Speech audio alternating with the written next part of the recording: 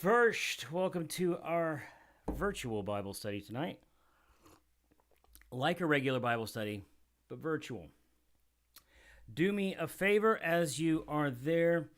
Shoot me out a comment, say hi, say something. Makes me feel less lonely here in this empty building, which I know what you're saying because one of my deacons said it.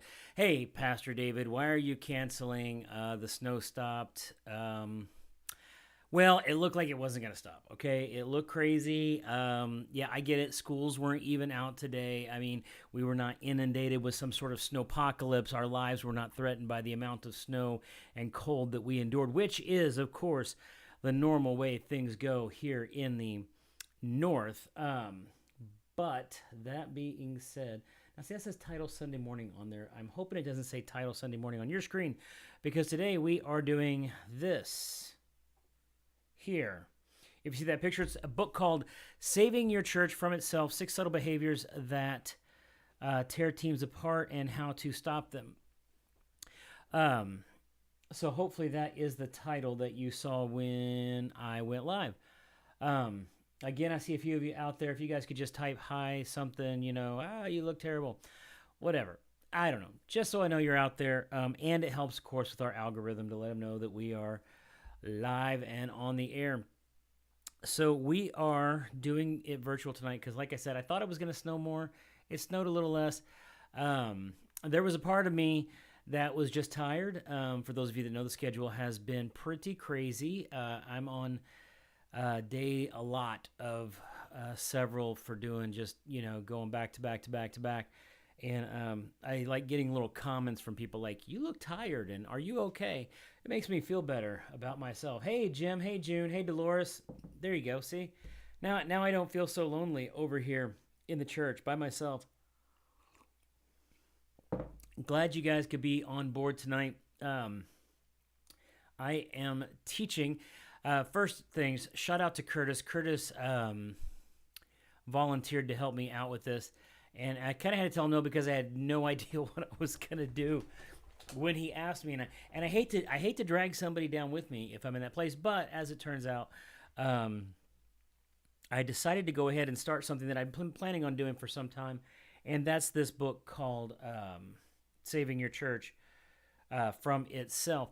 It's actually geared towards leadership, but when you read the book, not only does it work for teams inside your church, it works for job situations that you find yourself in, especially teams at your job, leadership at your jobs, and even in relationship with other people. You can see when relationships and things like that start to break apart. It's the kind of signs that let you know things are going crazy. So first question is then, have you ever been betrayed? Has there been a time in your life where you're like, man, that was a stab in the back? Somebody you liked and all of a sudden you found out the feeling was not mutual. I can tell you in ministry, oh boy, it will happen. I have conversations all the time with the people we're raising up in leadership in our church that go something like this. If you're in leadership, they're going to criticize you, and you just kind of have to get used to it.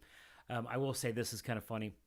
So I went for the ordination interview. So what I was doing, for those of you that were asking about Monday and Tuesday, I was down in Carlinville. Basically, the Assembly's got to have credentialed, licensed, and ordained, and I've been licensed now for a few years.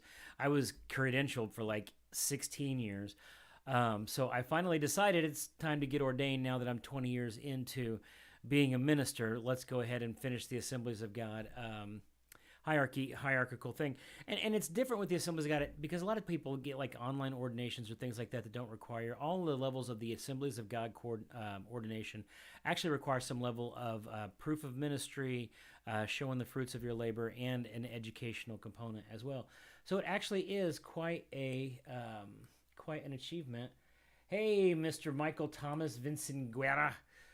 By the way, that's a lot of syllables in that name for someone we call Tom. I see why you go by Tom, because Michael Thomas Vincent Guerra is a lot. Hey, Debbie. Hey, Sammy. Sammy doing the YouTube for me, too, so we can actually see people on YouTube, because a lot of times we're on Facebook. We're on 2 different Facebook feeds and a YouTube feed all at the same time, but I can see all the chat windows right here. Anyway, so I'm on the final process of that, and I was coming back around to this. about receiving criticism, because one of the things I had to do was I had to give a message in front of them. And keep in mind, I did a marriage enrichment Saturday night, did 2 sermons Sunday morning, turned around and drove 4 hours there Monday and delivered the message. And one of the persons was being somewhat critical of me, as they are wont to do, and as they should do. In fact, part of this is so that somebody can kind of look at what you do and make adjustments from the outside. However, what they didn't realize is my woman's got submission issues. I just love saying that because I'm married to a very, very feisty woman, as any who have met her understand. But as the person made a few comments about me, she just like jumped up to my defense, and it's good to have that kind of person who's going to do that. I'll be honest, between me and you, not sure Kristen liked me. Now I kind of feel like, well, maybe she does like me. Maybe this whole, being married to her for 27 years is starting to pay off. I'm starting to make inroads in our relationship. I need to refuel. Yes, this is, what is this? This is Celsius. This is like my 3rd caffeinated drink in between the time I started studying and now. In fact, Sam Powell, I do plan on taking a couple days off after tonight. Plan on taking tonight off, but once the snow hit, I was like, you know what? Let's not have people driving on the ice after dark. And I know what you're thinking. You're a Southerner, Pastor David, and you just think we all drive like you. And I don't know. Maybe I do. Maybe I don't. Debbie Smith, she was totally right. I love you guys. I know you guys got my back. I know we're going to battle. You'd all be with me. And I would be there for you as well. We are family. So anyway, let's begin with Saving Your Church from Itself by Chris. What is his last name? Sonkis? I don't know how to pronounce his last name. I got the book. It was recommended to me in a pastor Facebook group, and so I wanted to do it with the leadership. One of the things there with our leadership in our church, I have basically 5 minutes. It's great to look after your flock, right? And my flock looks after me. It's a mutual thing, right? And the book is basically, I wanted to go through it with the leadership team. It's about the kind of behaviors and stuff like that tear teams apart, tear relationships apart. There are 6. What really sold me was when I looked at the 6 different things that it says tear them apart. They're listed there, but I'll read them here in a second. I was really sold on the book. And of course, the book starts with the idea of betrayal. Now, I know some of you that have already said hello have experienced betrayal on some level in your workplace. I will say this. I want to mention names, right? Like I want to be like, I remember I was working for a company once, and there was a guy that came to that company, and that guy did not like the fact that I was a Christian, and in fact, really came out against me very early on. And immediately, kind of... there was a battle that I won. He wanted, somebody complained about me sharing my faith.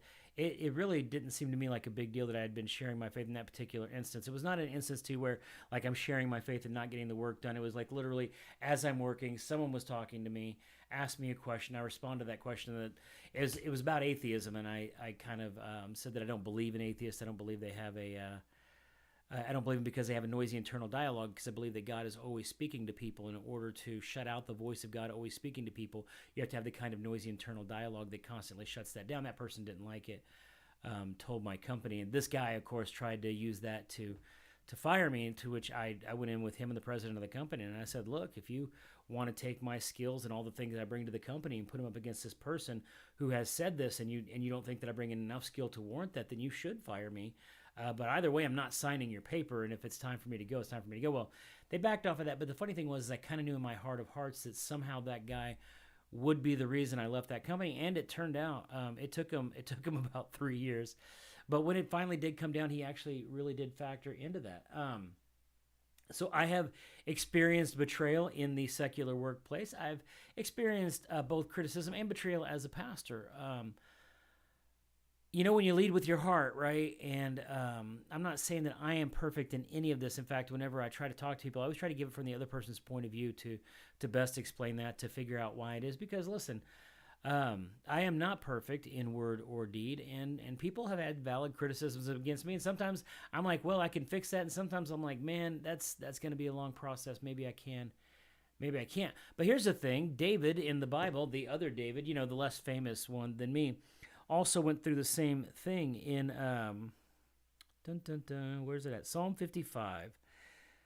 Uh, Psalm 55, 12 through 14 says this: Not now it is not an enemy who insults me, otherwise I could bear it. It is not a foe who rises up against me, otherwise I could hide from him.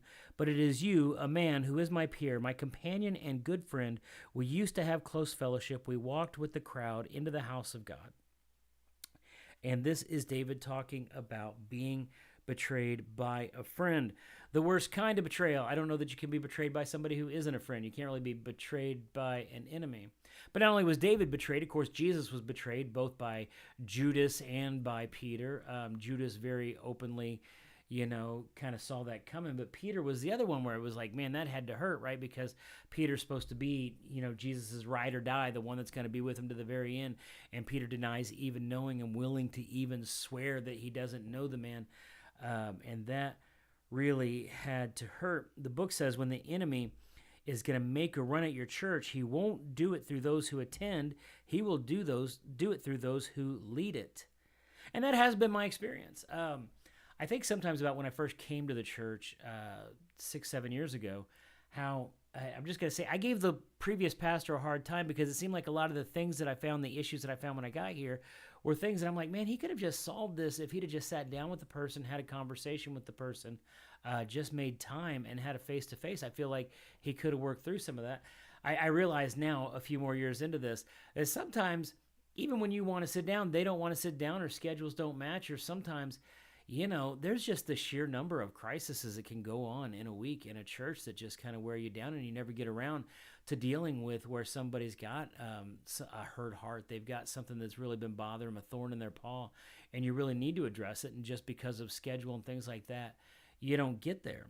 And so what he says in the book happens is a thing called LeaderDrift. He takes two words and mixes them together and makes a new word. Now, is that legal? Is that, I don't know. Well, technically, anytime if you make up a word, if enough people use it, then it actually enters into the lexicon. So maybe he'll get his word in there. Maybe he won't. I don't know. The word he uses is LeaderDrift. And LeaderDrift is this: the subtle negative change of an individual's attitude or behavior toward the leader and or vision of the local church. And it was these 6 things, the things that LeaderDrift causes, or the causes of LeaderDrift, that really sold me on the book, because I've seen all 6 of these things in 7 years being a senior pastor. Even before that, I definitely saw in other churches. I think you're way more aware of it the more up in leadership you go, and I'll kind of talk about that too. But basically, the 6 things are pride, artificial harmony, isolation, a critical spirit, division, or shutdown. So again, pride, artificial harmony, isolation, a critical spirit, division, and shutdown. Those are things that are caused by LeaderDrift, which is the subtle negative change of an individual's attitude or behavior towards the leader and or vision of the local church. So what those basically are open doors for attack in the church. And I like what he says. He says that when the enemy comes to the church, he's generally going to go through the leadership, through the people that have some level of respect. We talked about this on the worship team, about how much being on the worship team infers a level of leadership. So if you're on the platform, then that automatically gives you a credibility, right? That we've signed off. I have this discussion all the time, because here's my thing. God bless it. I don't sign off on all the behavior of everybody that comes up on the platform. I don't even sign off on my own behavior some days. Everybody on that platform struggles like everybody in the pews, because we're actually all human. We have this thing where we want to put all the leaders on a pedestal. We want to put everybody up here. And there's a balance there, because I would say this. I would say that if you're a leader in any context, even if you're a leader in your family, if you're a leader in your community, if you're the one that always takes care of your neighbor and you're a leader in that sense, there's a greater responsibility on you. Like James says, "My brothers, be not many masters, knowing that we will receive the greater condemnation." Understand that being a leader is going to bring more scrutiny, criticism, and that you actually should have a higher standard of behavior, especially in Christian leadership.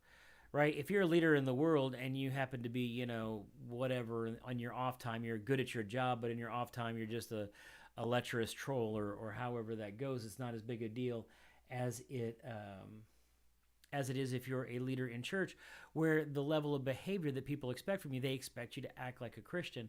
And of course, everybody's got a different measuring stick for what that looks like. What'd you say, Sam? I'd rather Miss Bev and the Hesses stay safe. Absolutely. We definitely want them. For those of you who haven't seen Wayne today, he does have a patch over one eye. So see, Wayne, really I'm saving you from being here with the patch over your eye and all of us talking about your little, he's got like a windshield. It's not a patch. It's like a windshield for one eye. So it looks amazing. It's just great.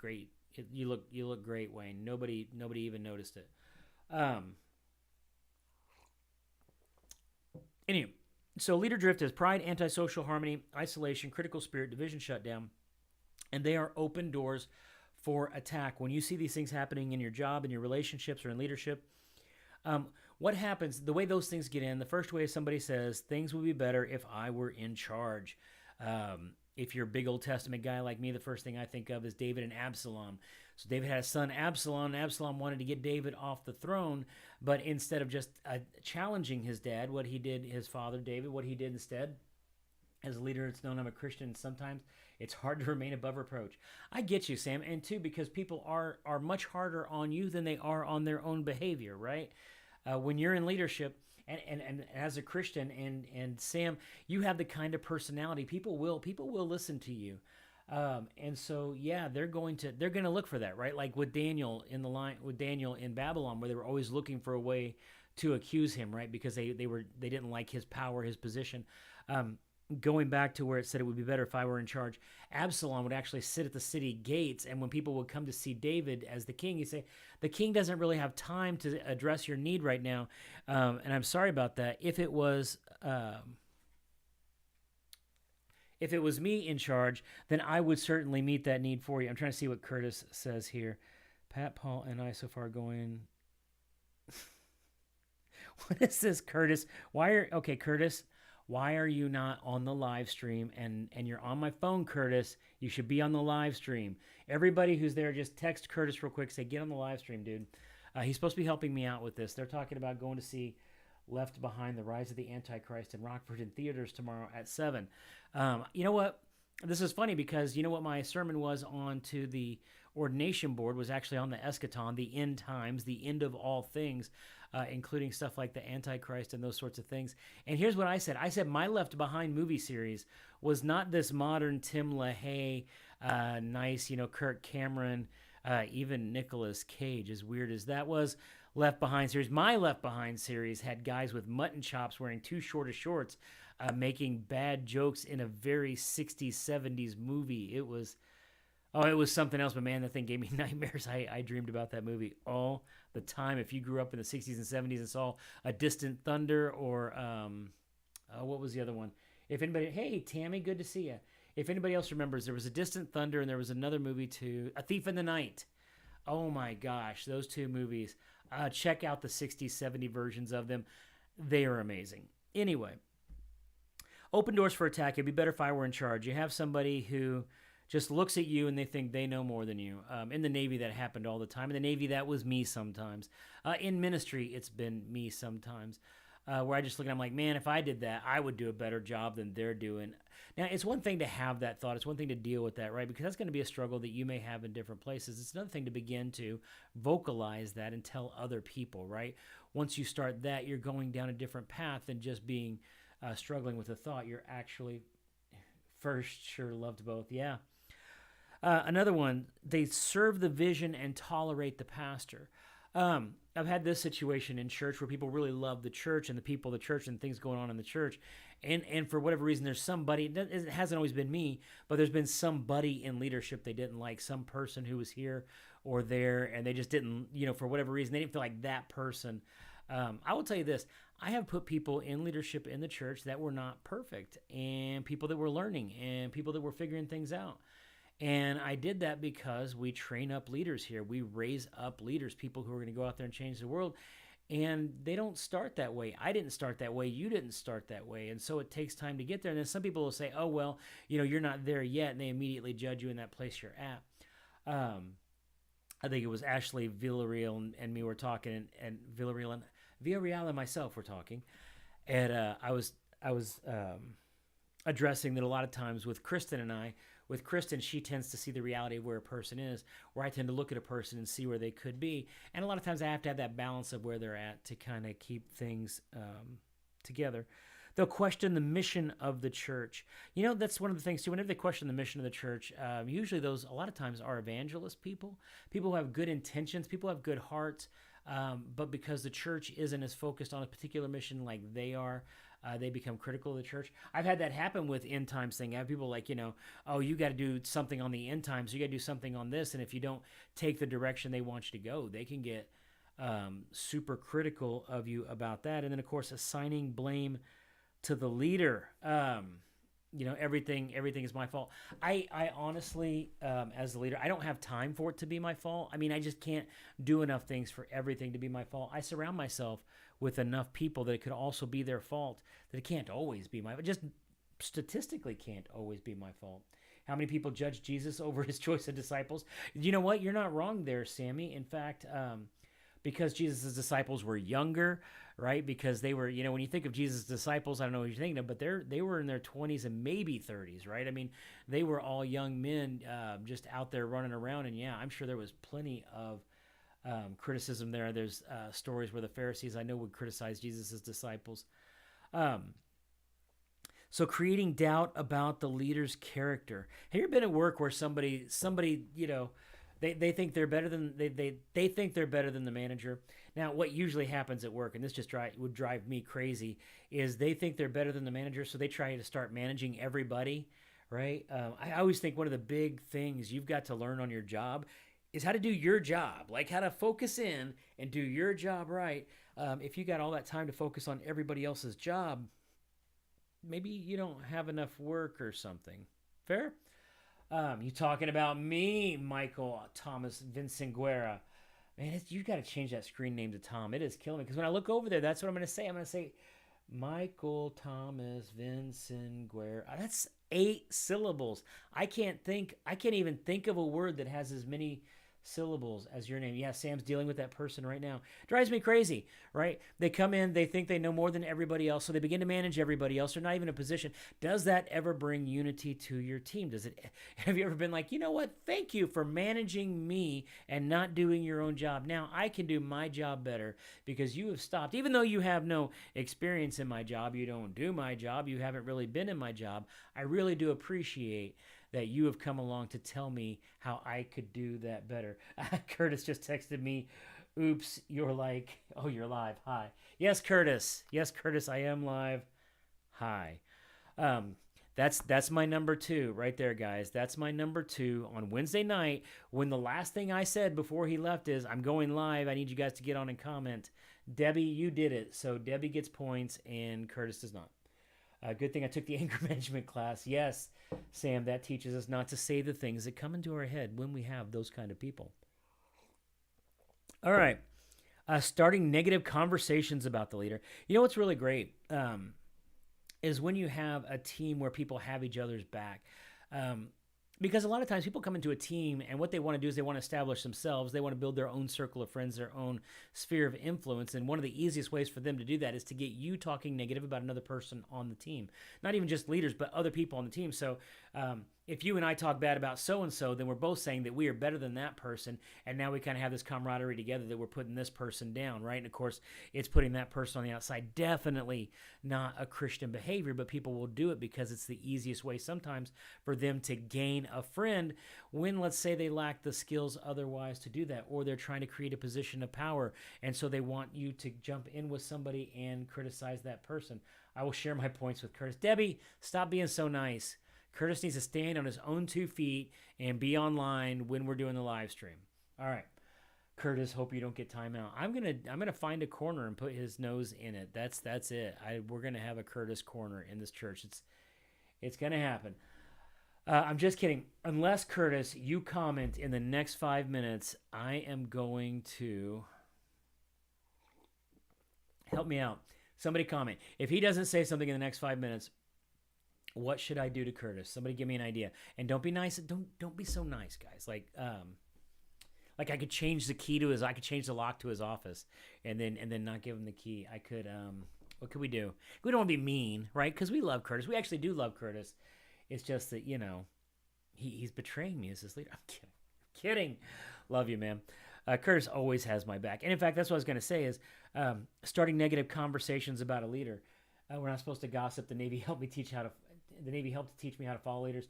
Sammy, here's the funny thing about the military for me. I had some really great leaders in the military. I'm thinking of Chief Cominoli. I'm thinking of oh gosh, what was his name? There was an old Mustang, Jason Selsing. Gift wrapped everything in his office. You should eat a burger. Yeah, if he doesn't text in the next, and we started this at 6:55, so he's got until 7 o'clock to chime in, or we're gonna have to do something, right? The funny thing is if he started the stream, it takes him like 25 minutes to catch up before he'll even see this part. Anyway, so they start negative conversations about the leader or about other people in order to establish that we have to be good. Debbie, stop it! You're too nice. Oh my gosh, Debbie. If we start a pirate ship, I don't know where I can put you on the crew, Debbie, because you would not be good on a pirate ship.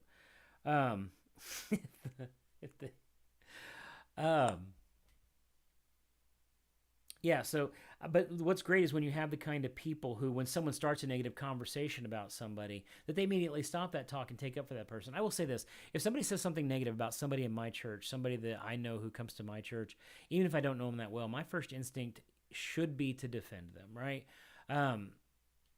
I'll be honest enough to say that it hasn't always been, but I do strive for that, right? I strive that if somebody says something negative about anybody in my church, my first reaction should always be to defend them, to say, you know what, they didn't mean to do it, or there might have been circumstances, they could have been having a bad day, there could be something going on, but to defend the character of that person, because again, once people find that person that's willing to listen to the negative conversation, that thing just spirals, and it never goes out on its own. It just gets worse and worse until somebody really ends up getting hurt.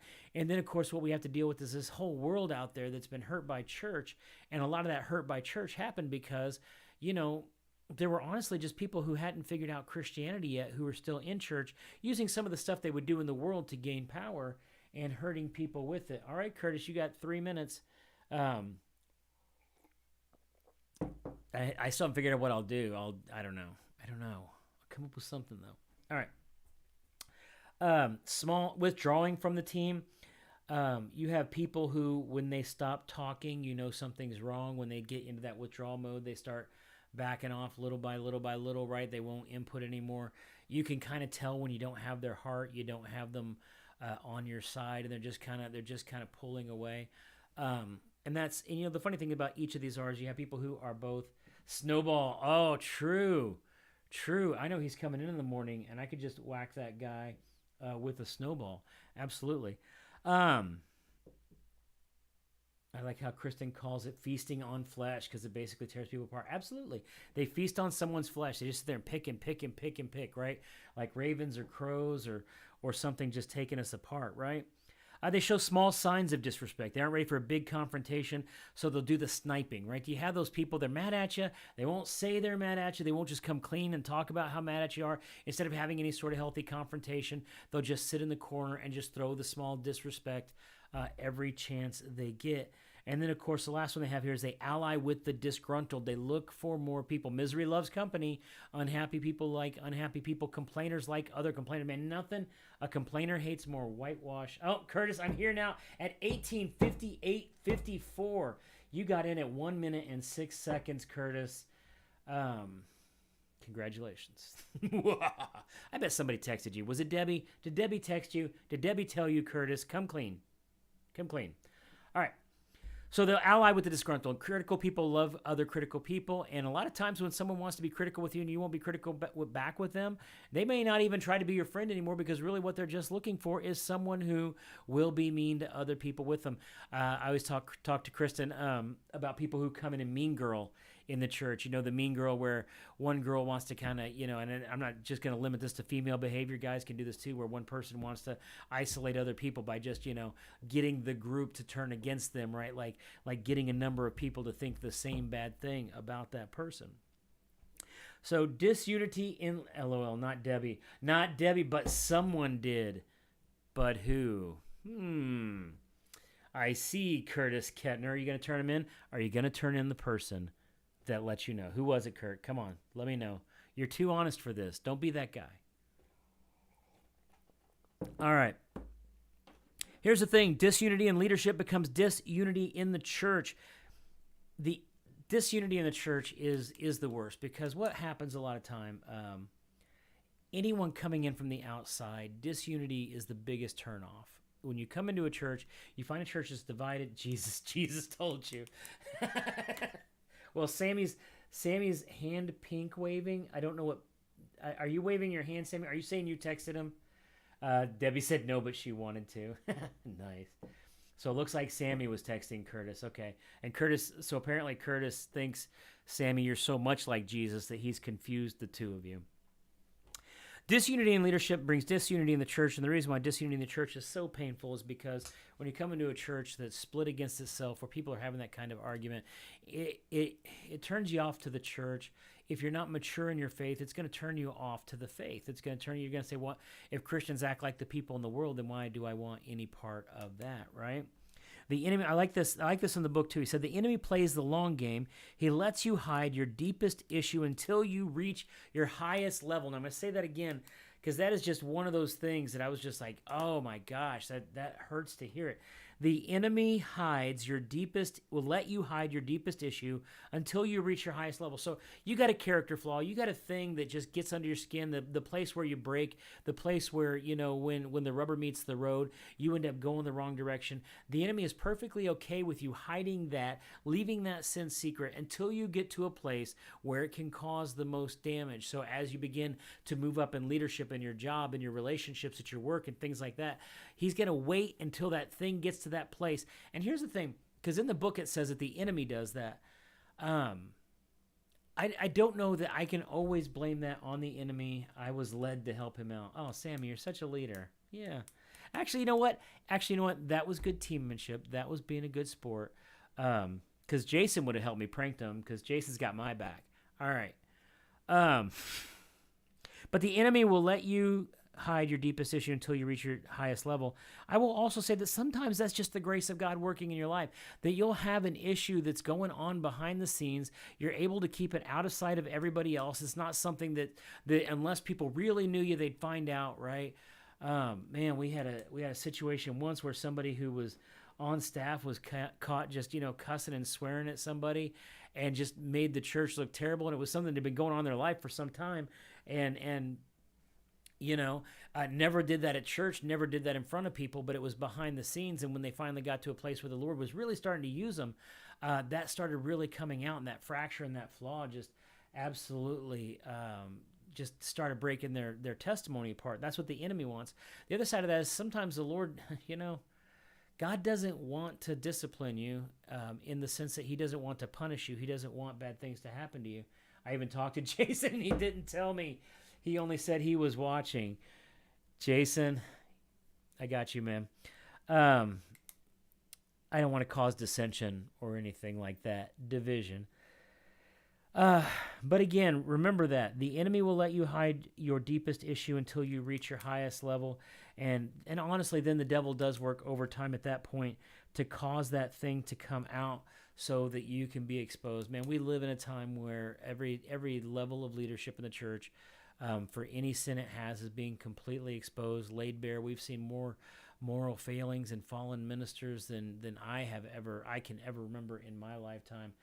And it's just been brutal. So here are the characteristics of leader drift, the subtle negative change of an individual's attitude or behavior towards the leader or vision of the church. First thing, leader drift is subtle. It's not an open confrontation. It's not an open fight. It's not somebody who's ready to make their big move, right? So with Absalom and David, Absalom waited at the gate and would tell everybody, David doesn't have time for you, but if I was in charge, I would have time for you. And he did that for a long, long time until he had enough people on his side, because the thing about it being subtle is it has to be subtle because they don't have the strength yet to openly challenge you. So they start with things like that. Secondly, it has diverse manifestations. They talk about people being either hypercritical, isolating themselves, or stop engaging. And I would call that your fight, flight, or freeze response, right? So if you're in a place and the enemy's got you turned against your leader, right, for whatever reason, because here's the thing. Um, wow, let's be careful how we say this.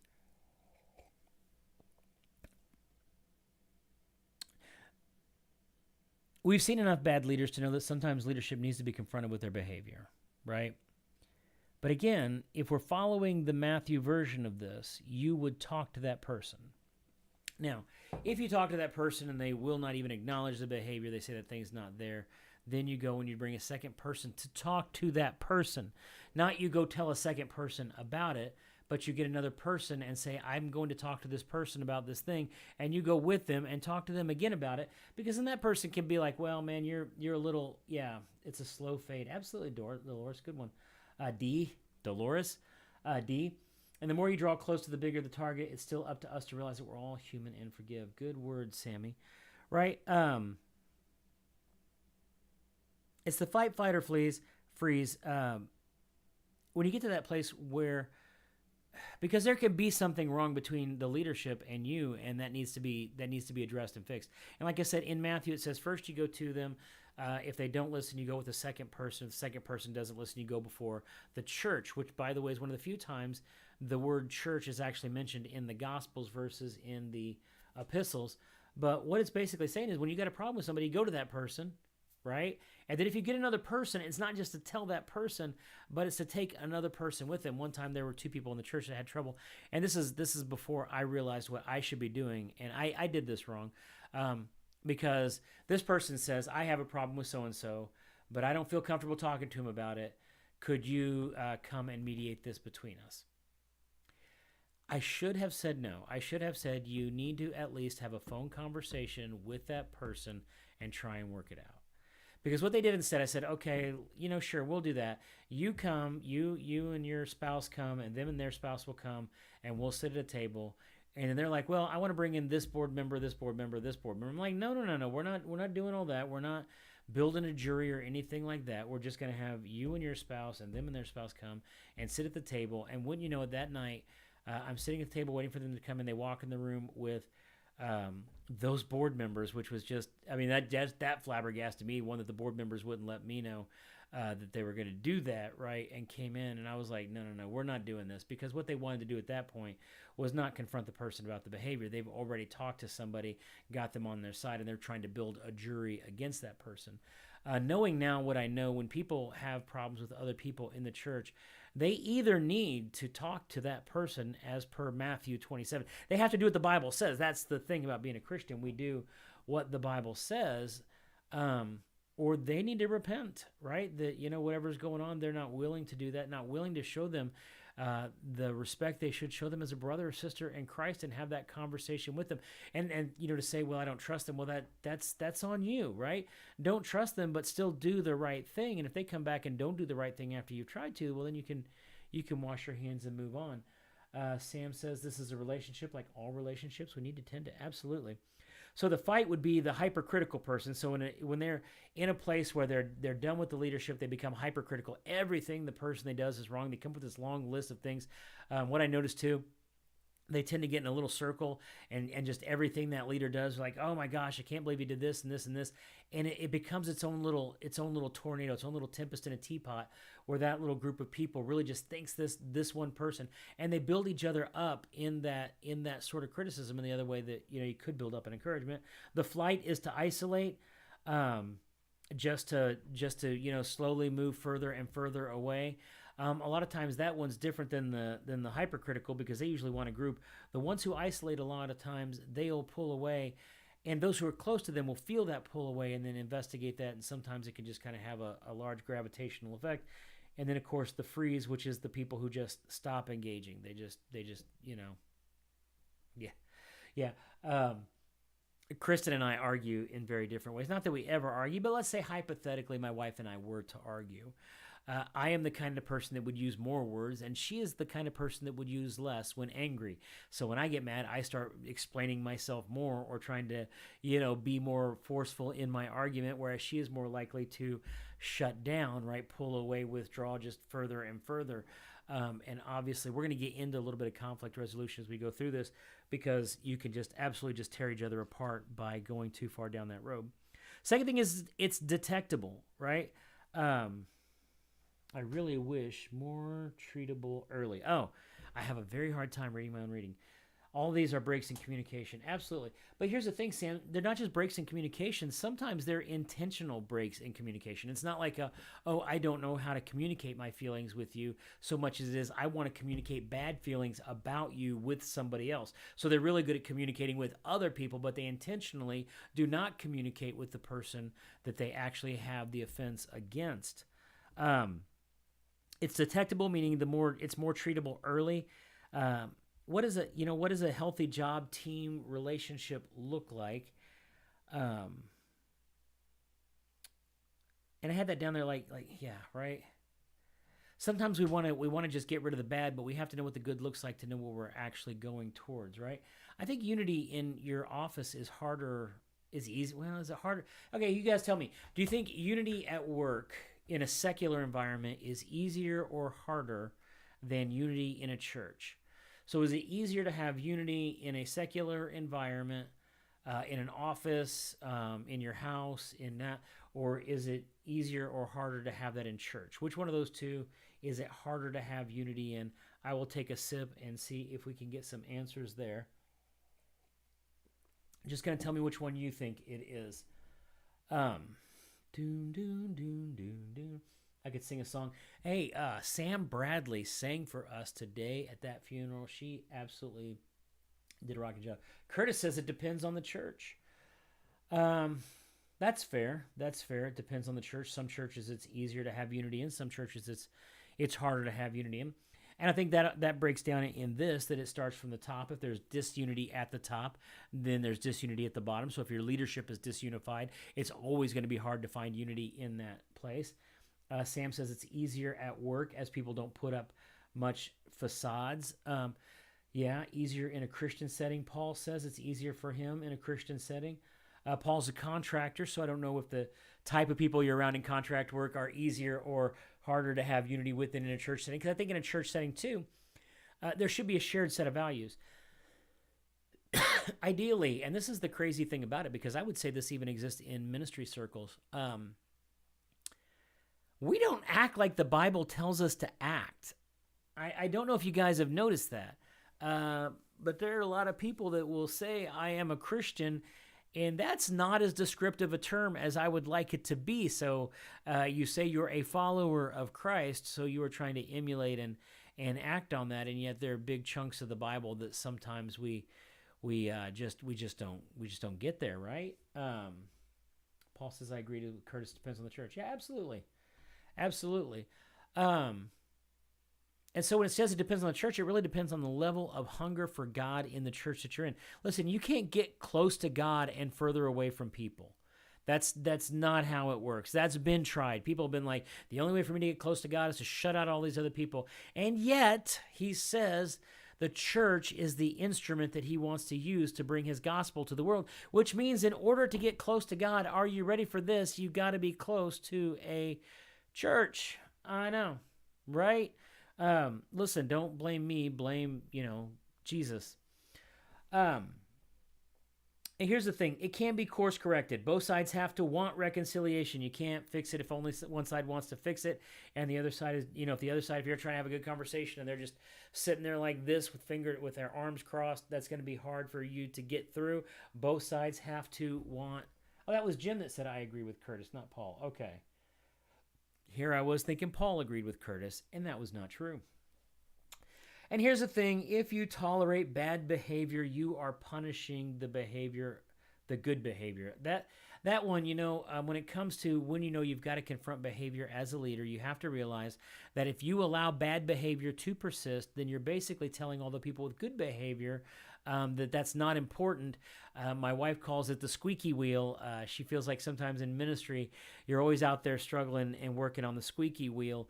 And so the people that do the right things and are following Christ don't get the attention sometimes that the people who just, go from ditch to ditch, always getting in trouble and always yelling and screaming about it, that they can get more attention in that. We as a church need to practice our 3 Bs, right? Which I would say, but we're almost done. And so I'm going to save that for the end. I'm paying Jim to agree with me. Is Jim the one that texted you, Curtis? That's the person you should be paying. All right. Number 5, LeaderDrift is often rationalized. Here is the thing. I have never found anybody in a Christian setting doing something completely unchristian except that they have convinced themselves that for whatever reason, the behavior is justified. And usually the way they're going to justify that is by saying, yeah, but they, right? So when you say, yeah, but they, what you're really saying is my behavior is terrible, but theirs, requires my terrible behavior in order to correct it or to fix it. Like I'm not going to follow Christ and do what I'm supposed to do because they are not, and therefore that absolves me. And that is not scriptural. That's not how it works. Here is the thing about Christianity. Even if someone else is practicing it badly, I have to practice it well. Even if someone else is not following Christ like they should, that does not give me an excuse not to follow Christ like I should, right? Again, what would Jesus do? What would Jim Diller do? Is that what would Jim Diller? Right? So they're convinced of their own rightness. People always find reasons why they make themselves right. I'll come up, I told myself to read a couple of these in the book. And I have my book on here. By the way, this is the book you see right here. There. This book right here is the book. If you want to get that, I do plan on doing a class on it in church. This is kind of the intro to it. At some point, I want to do a class on it. And so if you want to be in that class, this would be a good book for you to get. So here's some examples he gave in the book of times he's seen it happen. He said an associate pastor gained influence with a few other staff members and convinced them they needed to get rid of the lead pastor. Tell me there isn't an ulterior motive there, right? They started recording conversations, tapping into emails, and compiling notes, all in an attempt to smear the pastor's name. In the end, the lead pastor was exonerated. The uprising staff members were fired, and to this day, they're still trying to justify their actions. They convinced themselves their own actions were good and right. So they're like literally spying on the guy, tapping his emails, doing anything they can to find anything bad. And of course, anything they find that's even questionable, they're going to magnify to the greatest degree they can, because somehow in their minds it's the right thing to do because this person needs us to judge and punish him. Yeah, I hope so, Sam. I hope a lot of you guys like it. I actually planned on waiting till the next cycle when the eating disorder class and those were through and putting it in there somewhere in that area. So a board member was upset he didn't get away on his decision. He started to gossip to other leaders about the pastor and the other board members. He was discrediting their reputation with many half-truths and even stirred the pot with a thinly veiled accusation of inappropriate relationship. The proper action was taken with his board member, but somehow he still believes what he did was right. And what he believes is, it's kind of funny. Straight up lies tend to get corrected more than a half-truth, right? More than like kind of leading them to believe this thing could be bad about them. They kind of leave that out there and never really resolve it, because if it had just enough truth to make them okay with it, they never come back. And you can really damage someone's reputation with that in a way that's hard for them to counter, right? Which again is the enemy's plan, not your plan, not the plan of even the person dissenting. It's really the enemy's plan to have Christians as absolutely discredited as possible. That's why in the Bible it says that if your brother has aught against you, work it out on the way to court. Otherwise, you're going to go on the court in front of the world and make us all look bad, right? We should be good at conflict resolution in the body of Christ, because technically in the body of Christ, we should be willing to lay down our rights for the other person.